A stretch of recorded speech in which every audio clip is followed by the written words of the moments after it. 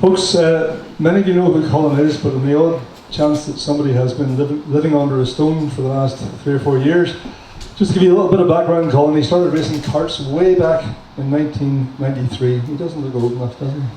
And he has come through many classes, but he really made his mark in the British Touring Car Series. The British Touring Car Series is the best tin top series in the Northern Hemisphere. And Colin has won the championship 3 times. And hopefully, I'll say nothing actually, we'll get to the next week or 2 weeks' time. He's very, very respected by his various business partners. He's known for his perfection and his development of cars.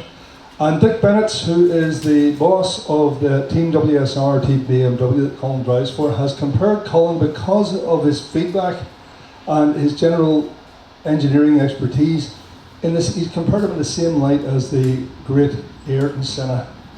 Now, unlike Ayrton Senna, Colin also has a wonderful reputation for fairness and clean driving and respect on the track. And yet, people say you can't be like that and win championships, and Colin has won 3.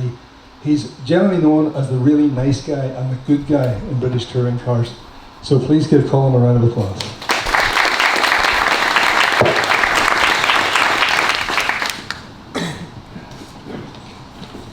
Colin, I just did a wee bit, but you fill us in a wee bit more. How did you get to this place you're in now? Well, good morning, ladies and gentlemen. It's great to be here. Thank you, Mark, for the opportunity to come back over to Northern Ireland. And obviously, this is where it all started for me. And motorsport was in my family. My dad tells me he was a good rally driver. And my mum would have sat alongside him. She was the co-driver. But before I even started racing, my dad was involved in the local motorbike scene. So he sponsored local riders, guys like Philip McCallan and Keith Farmer. So I was brought up on the roads, going to the Northwest 200 and the TT. And being involved with Philip, he was a wild man on a bike. So we were always steered away from 2 wheels and onto 4. So I started racing go-karts when I was 10 along with my brother. And we did Nuts Corner, Kirkuson, a few races up in Ockadui. It's not too far from here. So, I just love driving, and especially I love driving cars.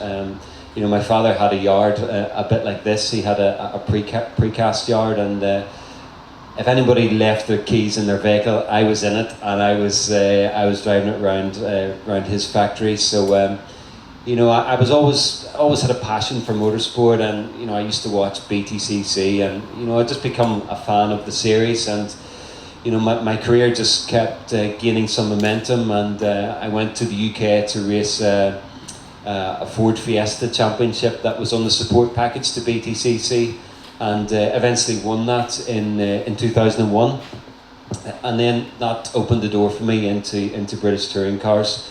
So I've been racing touring cars, I think now for maybe 18 years, and it's every boyhood's dream. I am living the dream, and I've been fortunate to race. Most of my career has been in the UK, but I've raced in Swedish touring cars, Chinese touring cars, and the World Touring Car Championships. So, very much enjoy what I do. Brilliant, excellent. Do you ever regret not taking up the bikes?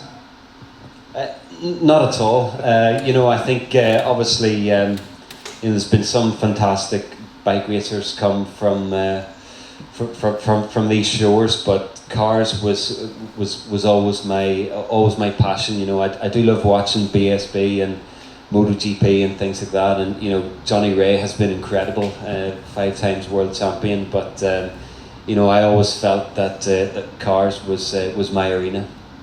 Fine. Well, listen, we were talking earlier on about another young Ulsterman who has done very well, young Daniel Harper, who has won the Porsche Carrera GB Championship only last weekend. He is widely acknowledged as being the fittest man in motor racing in the UK, but your discipline, the BTCC, is even tougher. How do you keep yourself fit? Do you have a regime for keeping yourself fit? Yeah, everybody approaches it in their own way. You know, I work very hard on the fitness and nutrition side. You know, I try to maximise my performance on every level. But then you have the flip side of the coin where you see somebody like Jason Plato having a smoke before he gets in the car. So I'm not quite sure how that works. But you know, for me, it's important to always be giving it 100%. And you know, yes, the cars are quite physical to drive. You know, you need a good level of cardio fitness, a good level of strength. But the factor that's most hard to deal with is the heat inside the car. You know, it is equivalent to being in a sauna. You know, you've got all your fireproof gear on. We don't have any cooling in the car, so it gets really, really hot. So, you know, I would spend I'd go to a sauna 2 or 3 times a week just to get used to that feeling of being uncomfortable, so that when it happens on a race weekend, you can deal with that heat stress a bit better. But you know, the preparation for BTCC, for our race, starts as soon as one race finishes. We get very little testing with the cars, so on a race weekend you only have 2 40-minute practice sessions, so you've got to be on the button straight away. So for me, preparing for a race event's a bit like preparing for an exam. You know, you got to have your homework done. So I would look at all my notes from the previous years, look at onboard videos, YouTube clips, spend some time in a simulator, and maybe if I hadn't been driving in a couple of weeks, I would get out in a go-kart just to keep sharp. So you really got to be to find the edge. You got to be giving it 100%. BTCC racing, like most sports, there's tiny margins in those who win and those who don't win. So you got to really push the envelope to try and find an edge somewhere. Yeah, Daniel, I know, has the Northern Ireland's top female CrossFit athlete, Emma McQuaid, as his personal trainer. Do you have a personal trainer? My wife pushes me on. We would just do some training together, but I think when you've been doing the sport for a long time, you know how to maximise your own performance, how to get the best out of yourself. And I think actually one of the most important things for me as well is not to overtrain. You know, you see some guys and they're spending their life in the gym, but then you're at risk of injury and you're at risk of turning up to race weekends tired, you know, and not at your level. So I think over time you get to know your own body and you get to know how much it needs to be pushed. And you know, the bulk of my work is done through the winter. You know, that's when you build your fitness, and then through the season, the racing almost keeps you fit. So you know, I do enjoy training, but that said, it's on mornings like this, it's hard to put the trainers on and go out for a run. You know, you want to have a big breakfast and enjoy life. And you mentioned looking after nutrition. Do you research that yourself, or does the team have a nutritionist? Yeah, it's just again something that I learned. You know, it's an area that I looked into to see if I could find any advantage, and you know, that's something that I try to be disciplined through the season. You know, it's that's not easy done. You know, our hospitality is very, very good over the course of race weekends. So, you know, you have to.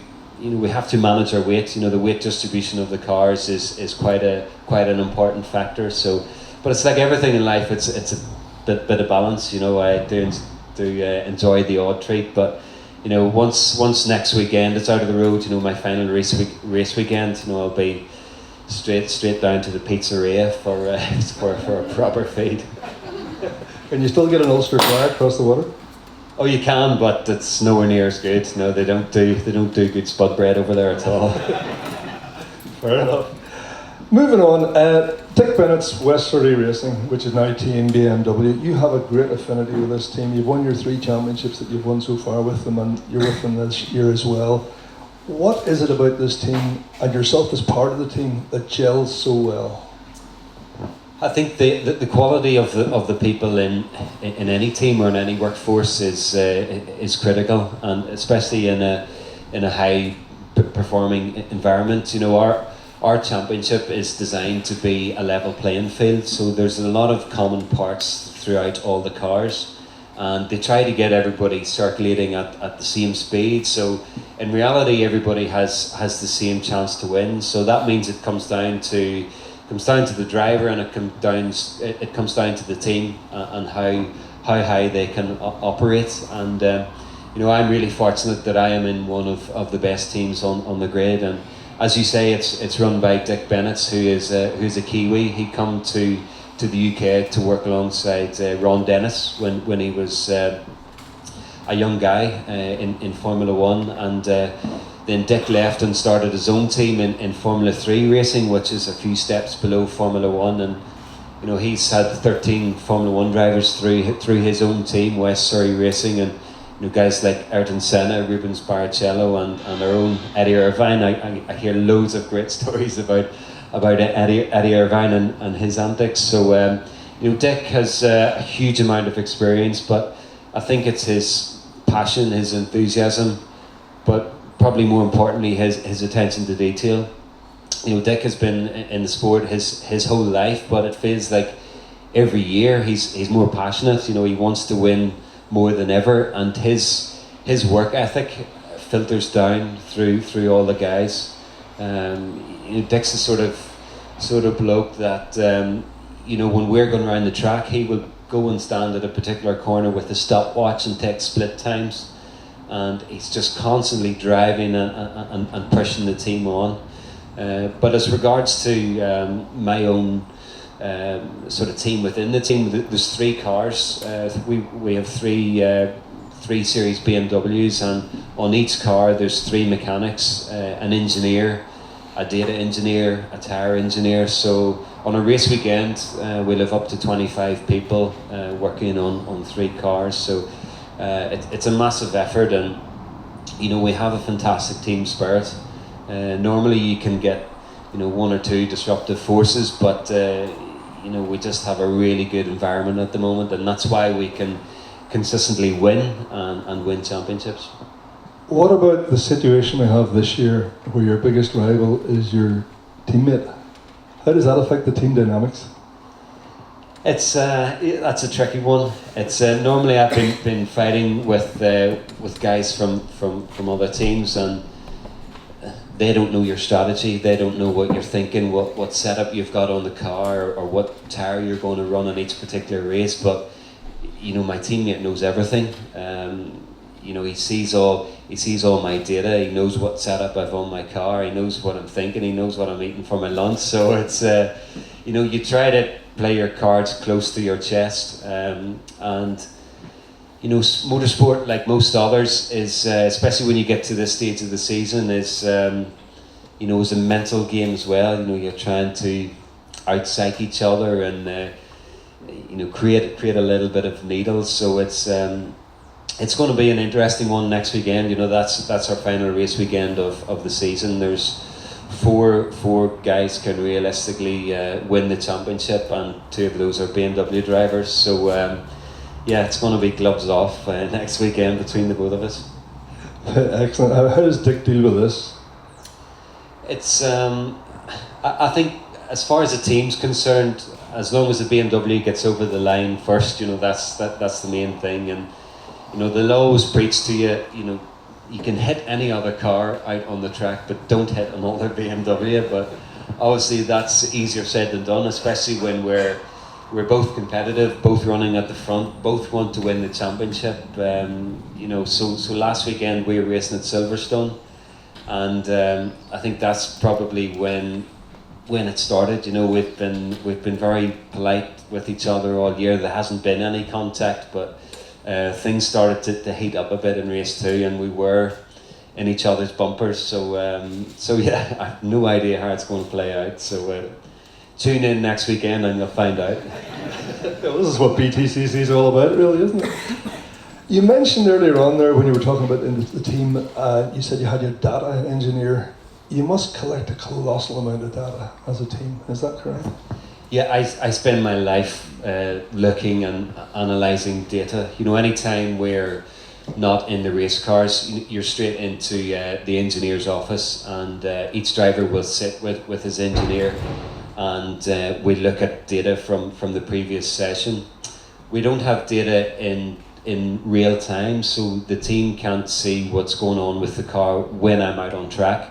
So once I come into the pits, one of the engineers will plug the laptop in and download all the information. And then once the session is over or the race is over, for me the critical information is I would want to overlay my performance, my inputs against that of my teammates. You're looking for tiny areas that you can improve or find more speed. So all my inputs will be recorded. So what I do on the throttle, on the brake, on the steering, when I change gear, so I can see if he's carrying a bit more speed around a corner than me, or if he's slightly earlier on the throttle, or maybe braking a bit harder. So constantly you're evolving your database of knowledge on each circuit, on each driver, and you're picking up tiny bits of performance, and that's where you find the margins. But also for the team, everything on the car is recorded. How the car's suspension moves. We have how the dampers move on the car, so they can look through the data how the car's rolling on the track, and then alongside my feedback, that gives us the opportunity then to improve the car for the next race, the next outing. So I spend my life looking at a computer screen. People think you just get into the car and drive it fast, but it's all the preparation and the analysis that's done beforehand. Well, you said there people think, another thing that people think is that motor racing is awash with money, and you and I and anybody who races cars knows that it's not the case. In fact, I would say arguably that the overall prize money in British touring cars for a team wouldn't cover the cost of the team. So it's really important that you have business partners, sponsors if you want to call them that. In your opinion, what is a sponsor or a business partner looking to get out of getting involved with a team like Dick Bennett's team or yourself? Well, people are always surprised when I tell them that there is no prize money in BTCC. Yes, it is a business. It's my livelihood. It's the team's livelihood. There's a lot of people support it, and they have to put bread on the table. And we're a manufacturer team. We are supported by BMW, but BMW will only put so much in the pot, and then the rest is up to us as a team and a driver to come up with a shortfall. So you'll see all these names and brands on my team wear, and it takes them all to be able to to make the a racing series happen, and sponsorship and partners are a crucial part of that. And as a driver, you spend your whole so much of your time on the business side of the sport. You have to become a marketeer, really, more than a racing driver, and that's something that you learn and you develop those skills as you go along. And attracting sponsors to any series is not easy, but the BTCC has a strong appeal because of the TV package that it has.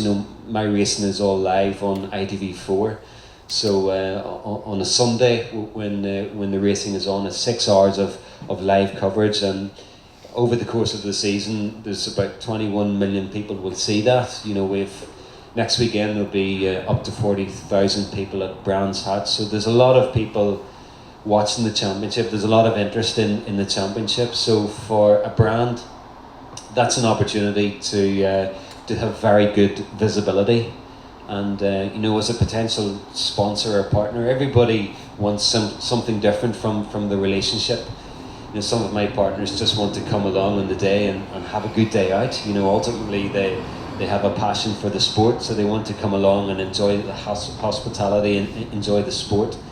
Others might just be interested in the online presence, so they want to tap into my social media platforms. So I'm like most businesses on Twitter, Facebook, Instagram, LinkedIn, all these things, and you know, I have a big following on Twitter. So for a company like say SAP, one of my partners, you know, an IT company, that gives them the opportunity to tap into a different audience that otherwise they would have no ability to tap into. So with the likes of SAP, we'll run competitions for tickets to give away on a race weekend, and you know that generates interest in their brand. So you know, you're constantly trying to develop the relationship with your sponsor and make sure that they do get a strong return on investment. You know, that's the really important thing, because at the end of the season, you want them to commit to another season's racing. So it's not like you ask somebody to sponsor you and you take the money and run. You know, you got to work really hard to make sure that you deliver a good return on investment. And you know, whenever any of my partners come along to a BTCC race for the first time, they're absolutely hooked. And the best thing that I can do for them is to win. You know, to win races. That's what gets us column inches, and that's what gets you know, the brands in the headlines. So you know, it's a part of the sport that I really enjoy. When I first started racing touring cars, I hated it. I hated the cameras. You know, I would see the you know, Louise Goodman coming for an interview, and I would quickly head that direction, try to hide. But you know, alongside my early career, I went to university. I did a business career, so I was educated in business and marketing. So you know, that gave me a good grounding on how to, you know, develop my own business as such.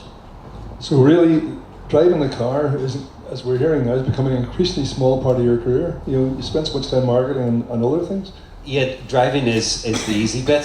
Driving is the bit that unfortunately we do least of. You know, once the season starts, you're only allowed four test days, so you spend such little time actually in the cars, and the majority of your time at sponsor events, or you know, working for BMW, you know, doing events like these, or maybe doing car launches, you know, new product launches at BMW garages. So you know, unfortunately, I don't get to drive enough. So anytime that it is a race weekend, you know, I just love getting the helmet on and getting in the car and driving flat out. You know, that's why I started this.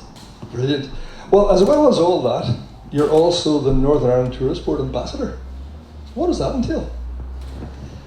Yeah, I started my relationship with Tourism NI back in 2013, and yeah, they use me basically as a sporting ambassador for the island of Ireland. The UK is the most important market for Ireland in terms of tourism. So you know, they're constantly trying to attract you know, people from the UK for short breaks and holidays. And through the motorsport, I worked with Tourism Ireland to one of the big campaigns we worked on was driving holidays. So on my car, I had visit the Causeway coastal route on the back bumper of my car. So it was you know, quite an unusual you know, route into motorsport that Tourism Ireland looked at, but it was, you know, a really positive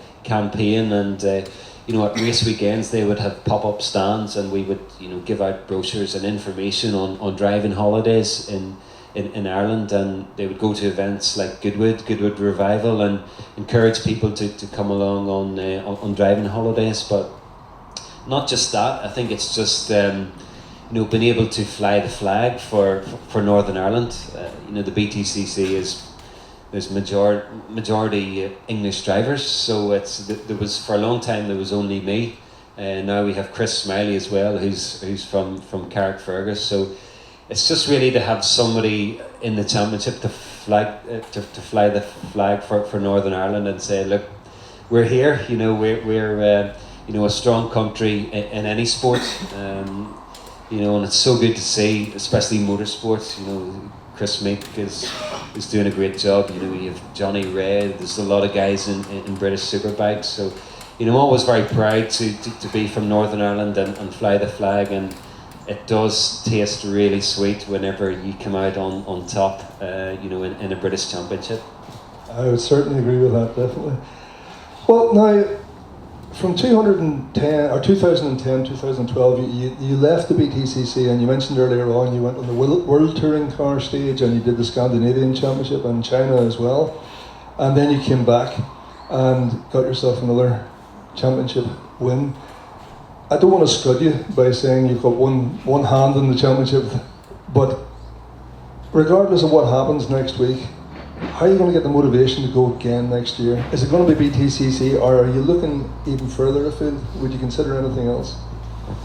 Well, a short-term contract is the best way, I think, to keep anybody motivated. In motorsport, generally you have a contract for one season, so you always got to be pushing, always got to be delivering. But going back to your earlier point about World Touring Car Championship. My first two BTCC championship wins in 2009 and 2014 coincided with the sponsor at that time pulling the rug from under us. The first time was 2009. We were partnered by the RSC, the breakdown people. They'd sponsored our team for 5 seasons, so that was a great campaign. But I won the championship in 2009. The sponsor pulled out. So even though I was defending champion, I had no drive the following year. And, there was a huge, shortfall of money to try and come up with for the following season. And we couldn't.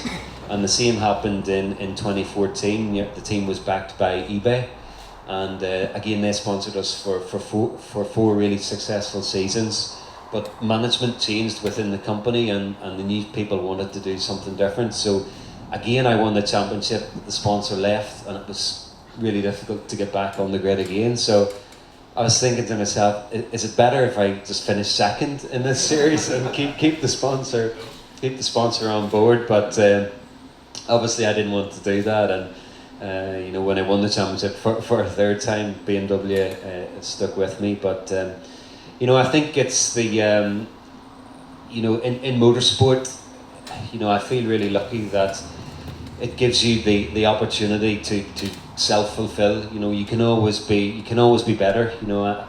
I'm never sort of happy with my own performance, and you're always analysing it and thinking, how can I be better? What can I do to be faster next year? And you've got a constant breed of younger drivers coming through who have a lot of talent. So the guys who have never won the championship before, they have so much hunger, they have so much fire to do it for the first time, and I know what that feels like.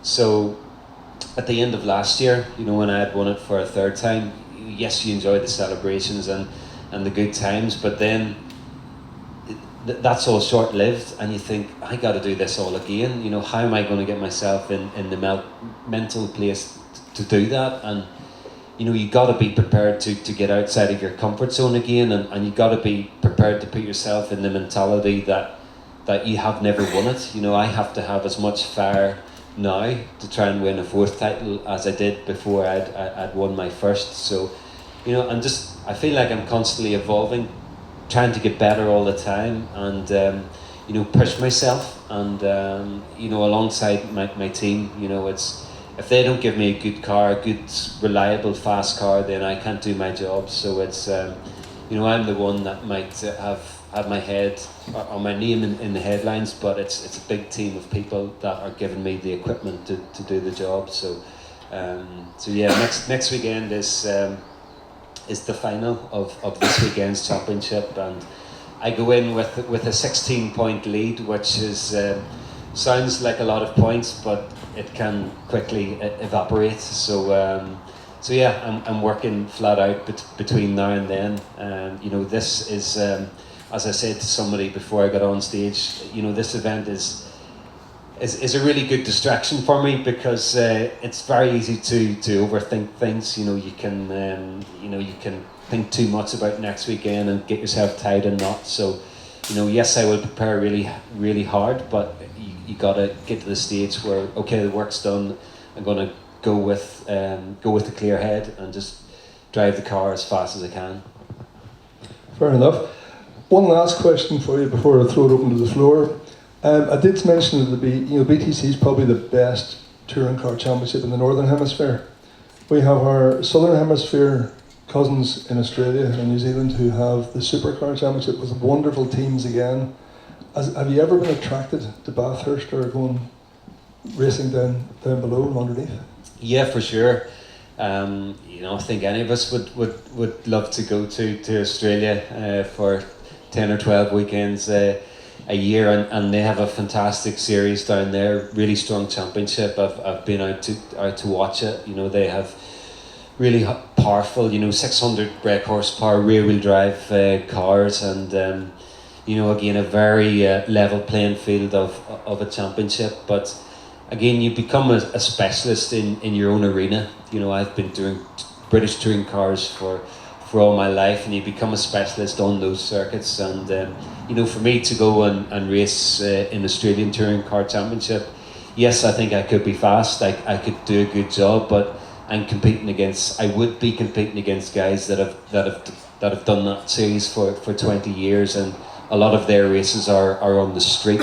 So you would have a lot of information to pick up on. So unfortunately, I think I've missed the Australian boat. I think I've missed that campaign. So I'm going to have to be happy just to go there on holidays to the Gold Coast and keep watching it. But I know how much other drivers want to do BTCC. There's such demand for my job and for my series that I understand that, I appreciate it, and I love doing what I do. Brilliant. I'll throw it open to the floor. Has anybody any questions here for Colin this morning? Brilliant opportunity to talk to a champion. I'll go ahead. Okay. How does your car compare to the BMW road car?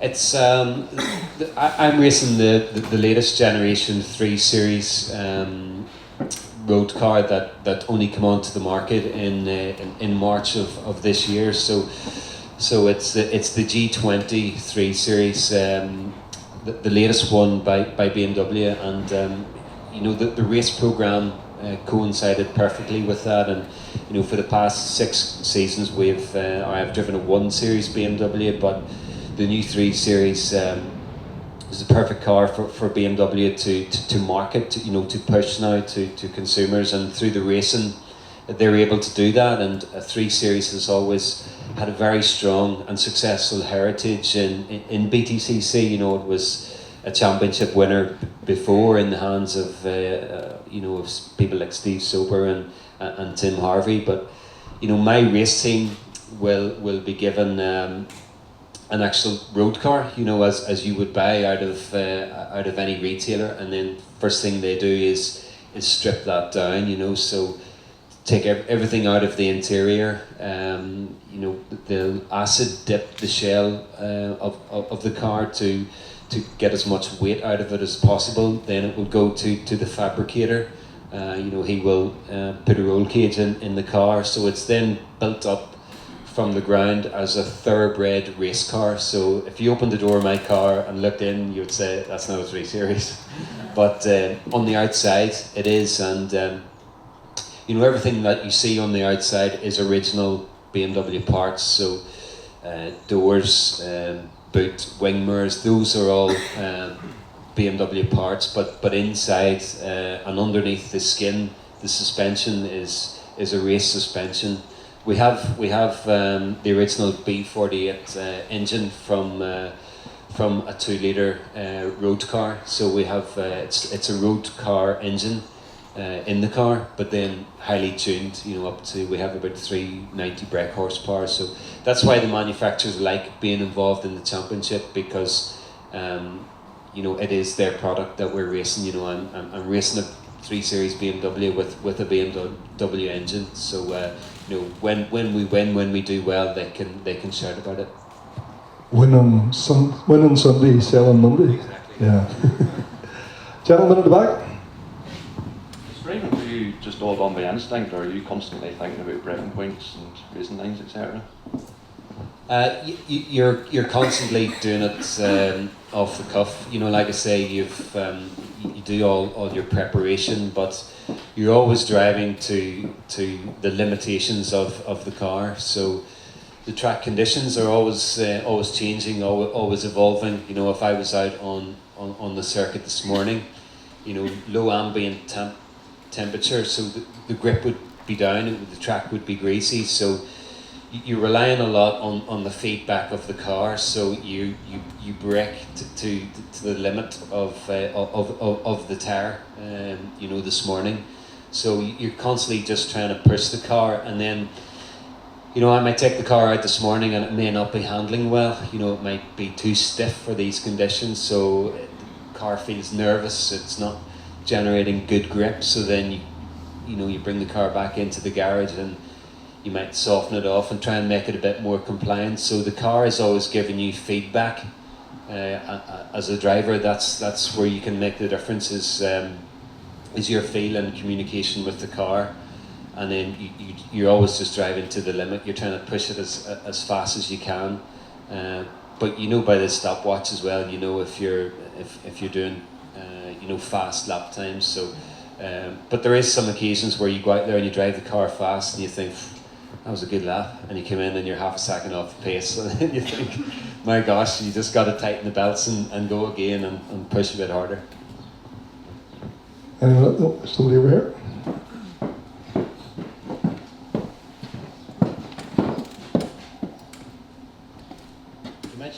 You mentioned earlier about data collection and setup and that.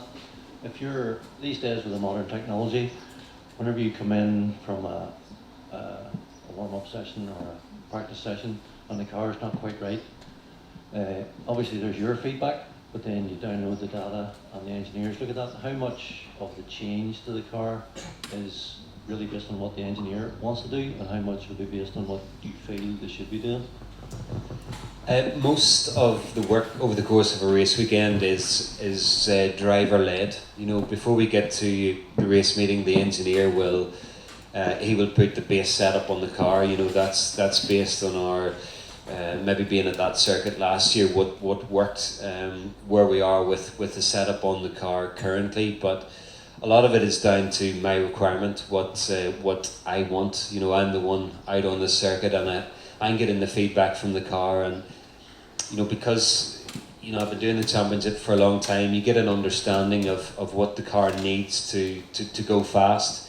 So one of the most important things for me with the race car is to have a really positive front axle, so a car that will be very sort of sharp and responsive on corner entry, so I can carry a lot of speed into the corner and then manage the exit. But if a car is a bit lazy on the turn in, or what we call understeering, so when I turn into the corner and the front of the car slides on, then I find that really difficult because you're sliding through the corner and I can't get back on the throttle soon enough. So, you know, I'll explain to my engineer, look, this is the issue that I'm having. You know, I can't get the front of the car into the corner. So then he'll look at the data, and hopefully he will see that what I'm telling him is the truth. And then we'll just work together to to sharpen up the front end. So it's, you know, your relationship with an engineer is very important, and you know, you want an engineer that has a huge amount of experience, because when you're on the track, you don't have a lot of time to think about it. You know, you need to be making decisions, you know, very quickly, and you need to be making the right decisions. You know, we have 40-minute practice sessions, so you know, I'll go out and maybe do 8 or 10 laps to get in the groove, into the pits. We need to make the right change on the car, but there's so many things that you can change on the car. That's the difficulty. You know, where do you start? You know, there's springs, there's roll bar, there's you know, your shock absorbers, rear wing. You know, there's an endless amount of things that you can change on the car, and that's why you need an experienced engineer that will think, okay, I've been here before, we did this last time, you know, let's stiffen the front bar, and you know, I'll go out and it's better. So again, it all goes back to the team. You need the best people in your corner. Guys with experience, and people that it's not just a job to them. It's not just a case of turning up at the racetrack at 8 in the morning and leaving at 5. You got to be prepared to still be there at 10 o'clock at night. Sifting through data and trying to find that edge, and being prepared to push enough that will make the difference the next day. That transitional period, you always said you started off in go-karting and then you're obviously BTTC. That transitional period, how gradual a thing was that, or was it you're racing a go-kart one day, the next week then you're racing BTCC? Yeah, it took many years. I raced karts for about 4 or 5 years. It's a great sport to get a grounding. To learn your racecraft, and like most other kids, I tried loads of other sports. I picked up a set of golf clubs, but that didn't go too well. I had to put them back.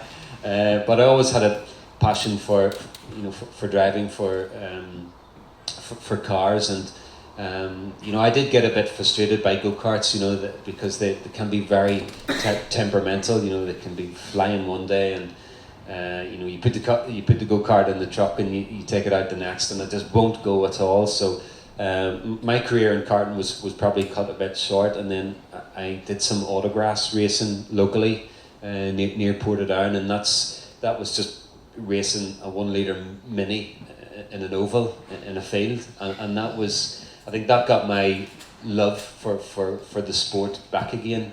So I did a few years of that, and then I did a season racing at Kirkiston in a metro, 1 litre metro, and I can only describe that as like racing a block of flats. So you go into a corner and you just feel like you're going to tip over. But again, I really enjoyed it. It wasn't fast. The cars were really slow, but it was I just enjoyed bumper to bumper racing, and you could get alongside somebody. You could tick their wing mirror off, and you weren't really doing much damage. And then I was watching British touring cars at that time, and people look back at those days as the heyday. People like John Cleland and Steve Soper, who I mentioned, and loads of manufacturers and international drivers, and BTCC was on a global stage. So I purposely got myself on that package. That Ford Fiesta package was on the support series, and like I said, managed to win that. And going from a 1.4 litre Fiesta to a British touring car was a big step. And when I look back now, sometimes I wonder how we cope with that, because it was such a big jump in terms of performance and just people on the team. My Fiesta was run by 2 mechanics from a local Ford garage, and I knew nothing about setting up a car. I had no idea what tire pressures I was running. I just turned up, drove the car and went home. So I had very little grounding on the engineering side. So that was probably the biggest thing I had to learn was moving to a team of 25 people, and the whole engineering side. I had to educate myself on basically mechanical engineering and how to set up a car. How suspension worked, all these things. So it was a big step, but it's I always loved cars, so it wasn't a difficult thing for me to do to spend time doing that. We'll take one more question before we go for the tours. Colin, it's fascinating to hear about your success in creating a winning team. I'm thinking from a point of view, if we've got a lot of different businesses here, what advice would you have for them in terms of how do they create a winning team, and what sort of leadership traits do you feel would be or valuable learnings from your experience for the companies here today? People always ask me what's the key to our success, and I tell them that there is no magic in what we do. Why we keep winning, and it's purely down to hard work. you know, like I say, everybody has you know, a good opportunity to win races, win championships, but it's how hard you're prepared to work behind the scenes that makes the difference. And you know, that's something Team BMW that we pride ourselves on is, you know, I know we are the hardest working team in the pit lane, and people see a manufactured team, they see BMW, and you know, we've won 11 races this year out of 27, and they think, you know, it's the budget, you know, it's the budget BMW put behind it. That's why we win. But I can guarantee you, it's the hard work that goes on behind the scenes. And once one season finishes, you know, straight away that next Monday morning, the work begins for the following campaign. You know, we eat, sleep and breathe motorsport, and you know, it's constant work. It's constantly trying to look at how we can be better. You know, I think as an individual or as a business, as a company, you're never finished learning or improving. You know, there's always things that you can do to make yourself better. And you know, one of the things that I really started to look at was you know, into the psychology side of sport.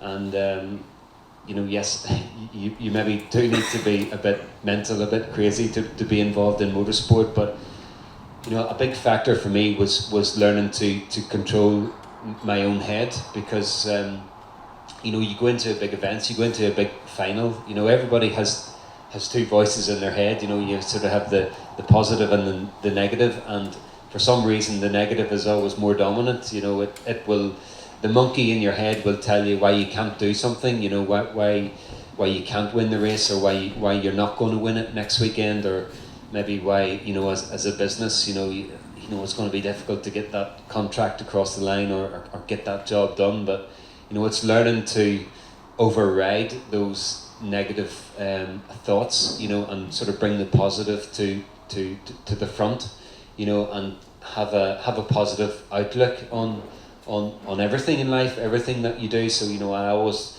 going into any race event, you know, yes, you're nervous and you're anxious and you're not quite sure if you're going to do it, but you know, I would always sort of teach myself to go at it with a positive attitude. You know, like next weekend I know it's going to be really hard. You know, I'm going to be nervous. I'm not going to hardly be able to sleep next week. But all you can do is put your best foot forward. You know, go at it with a smile, and try and be as confident as you can. And you know, even to my other driver and my teammates, you know, I go in there and you know, I'll be constantly smiling all weekend and look as relaxed as I can. My stomach will be churning on the inside, but I'm going to let him think that I'm having the time of my life. So you know, it's just trying to be,